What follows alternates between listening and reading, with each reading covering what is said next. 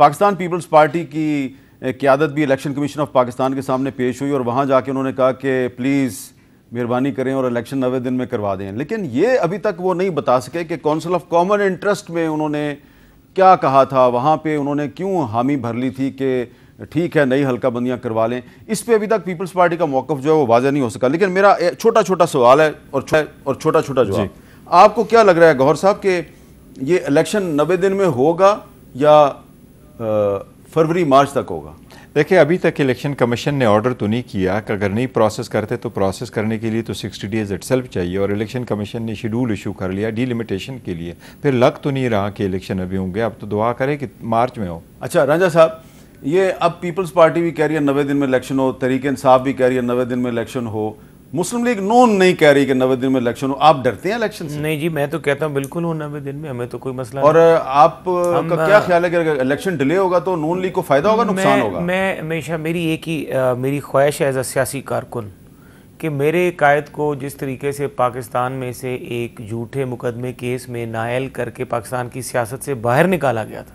मेरी as a political worker ख्वाहिश है, इनकी अपने एज अ पोलिटिकल वर्कर ख्वाहिश है कि इनके कायद को भी प्रोसेस में होना चाहिए। मेरी एज अ पोलिटिकल वर्कर ख्वाहिश है कि मेरे कायद को भी जिस तरीके से झूठे मुकदमे में निकाला गया इस इलेक्शन में उसका राइट बनता है, उसको आना चाहिए। और ये इलेक्शन 90 दिन में होना चाहिए, आइन के मुताबिक होना चाहिए, लेकिन मेरी ख्वाहिश ये है। अच्छा रबिया बाजवा साहब, आपको क्या लग रहा है कि ये इलेक्शन 90 दिन में हो जाएगा, और अगर 90 दिन में नहीं होता तो फिर इस इलेक्शन की क्या आईनी हैसियत होगी?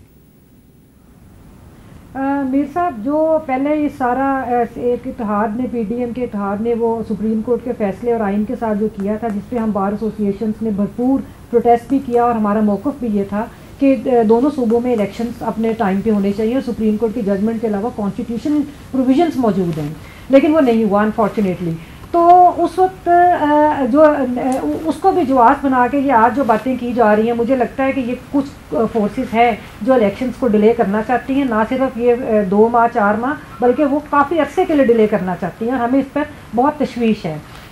लेकिन मैं समझती ये हूँ कि निगरान हुकूमत उसके बाद अपने वक्त के बाद गैर आइनी और गैर कानूनी होगी, और मैं समझती हूँ कि पाकिस्तान की जो एक डूबती कश्ती है, बड़े अफसोस के साथ कहना पड़ता है, उसको बचाने के लिए सिर्फ एक ही हल है, और वो ये है अवामी राज, सिविलियन सुपरमेसी, और उसकी बुनियाद जो है वो एक आज़ाद और मुनसफाना इलेक्शंस के जरिए होगी। और दूसरी बात यह कि उसमें तमाम पॉलिटिशियंस को ये हक हासिल होना चाहिए कि वो उसके अंदर पार्टिसिपेट करें। और बहुत शुक्रिया रबिया बाजवा साहब, बहुत शुक्रिया मोहसिन शाह अहमद रांझा साहब और गौर साहब, बहुत बहुत शुक्रिया। आज हमारी एक मेहमान लाहौर हाईकोर्ट बार की नायब सदर रबिया बाजवा साहबा ने हुसैन शहीद सोहरवर्दी साहब की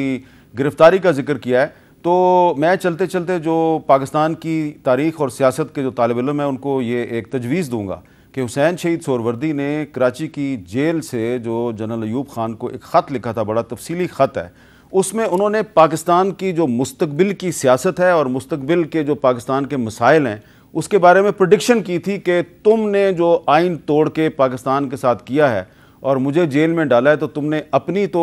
अना की तस्कीन कर ली है, लेकिन इसके बाद जो पाकिस्तान के साथ होगा वो क्या होगा, वो सोहरवर्दी साहब की प्रेडिक्शन जो हैं वो बिल्कुल सही साबित हो रही हैं। और ऐसा लगता है कि आज भी हुसैन शहीद सोहरवर्दी जो हैं वो कराची की जेल से पुकार के अपने जो